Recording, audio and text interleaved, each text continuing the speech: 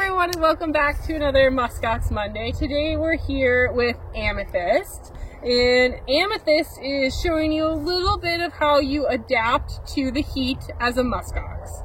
So they lost their kivy. That's obviously helping them on a hot day like today. But once they've done that, there's only a few other ways. They get uber lazy, as you can see, and they're gonna pant, and that's probably one of the things people notice the most when you're watching these guys in the summer is they're panting. And when I say summer, I believe it's no more than 70 degrees out right now, so their tolerance for heat is very different than an animal elsewhere. So think about the Arctic, a very short summer, lots of sunlight like we have today, and they might get some pretty high temperatures, but they're never going to have them for very long. So these guys can definitely deal with heat, but they're never going to deal elegantly. I like to say they tough out summer, they thrive in the middle of winter. And so with this panting that she's doing, she's trying to lose some heat. And so they are not very efficient panters, but they are capable of doing it. And the other way we're going to see these guys lose heat is you're going to see them pancake, as we like to call it, laying on their sides. They're trying to lose as much heat as they possibly can. And this is going to help them get through summertime. You going to show us what a pancake looks like? Not on my foot would be ideal. Okay, so when you think about how us as humans are going to be able to deal with heat, we sweat, right? Muskox are incapable of sweating, so this panting is one of the few ways they have to try to get rid of heat that they have in their bodies. So one of the newer things I've learned is one of the other ways they can lose heat is actually by their horns, and that's going to help them get rid of some heat as well, which is pretty cool.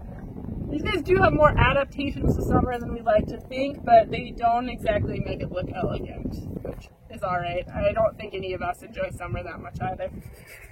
Right, bud? Just you, Danny. Just me? Okay, fine. I wanted to do winter too for this. So, other things that they might do for heat that you're noticing Amethyst do is, you know, she's laying in a dirt spot. That's going to be a lot cooler. They're also going to find maybe the concrete near their water pads to be able to lay down. They're going to find shade once in a while, or like low spots you'll see them laying in their pastures. And then they do like to play in the water. They'll do that all year, but during the summer they are trying to splash. They're trying to put their feet in to try to cool off just a little bit out here.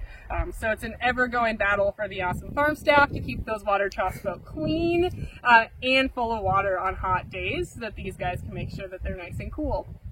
So Amethyst here is 6 years old. She was named after the gemstone.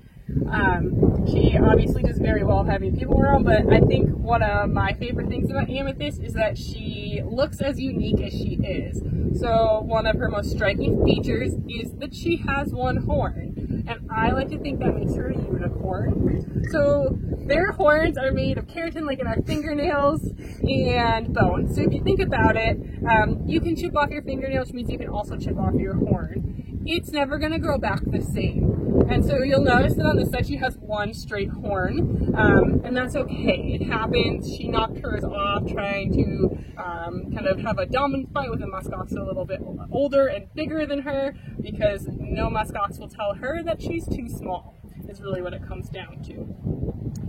And this could be something that could help her in the future. We have had a muskox with a straight horn before, and she used it as her superpower to open gates. So nothing would put that past Amethyst in the future to maybe be able to open gates with it. But the unicorn really kind of fits her. So she's always been a little unique. Her first spring, when you lose your first coat of kivy, you do go a little bald sometimes, and Amethyst was covered in spots. Her guard hair just didn't come in really well yet. Obviously, it eventually came in. She's a beautiful girl now, but she did have some spots, and so we spent a lot of time that first summer explaining that Amethyst was fine, that she was just unique, and her hair was going to grow in like everyone else. And it did. Summer 2 comes around, and we're like, oh my gosh, we're not going to have to explain much about Amethyst now. And she broke her horn off a couple days before we opened for the season in May, and so we got to spend all summer explaining that Amethyst was going to be safe, she's going to be happy. She just got to be the unicorn that she was on the inside, on the outside now. So it fits her pretty well, and she has no problems with only having her one horn. So you will see that out here once in a while. Their animals do have one horn, or they're missing a little chunk, and it happens. No matter how much we'd like to keep them in a padded bubble, I don't think they'd enjoy it as much. So Amethyst is her and the other gemstones are the youngest in this pen. So they're in with the 7 and 8-year-olds. So the Tree Kids and the Spice Girls like Rue. And so she's the youngest in here. We kind of are heard Steph went back and forth over putting in the gemstones in here, but Amethyst left them no choice. So she was in with the birds and she was not nice. And so when that happens and someone's getting picked on because of another one, we're going to try to find a group where maybe their personality and their size fits a little better. And so that's what we found for her in here. She does a lot better with some animals that are a little older than her than maybe her getting to be on the top of the hierarchy.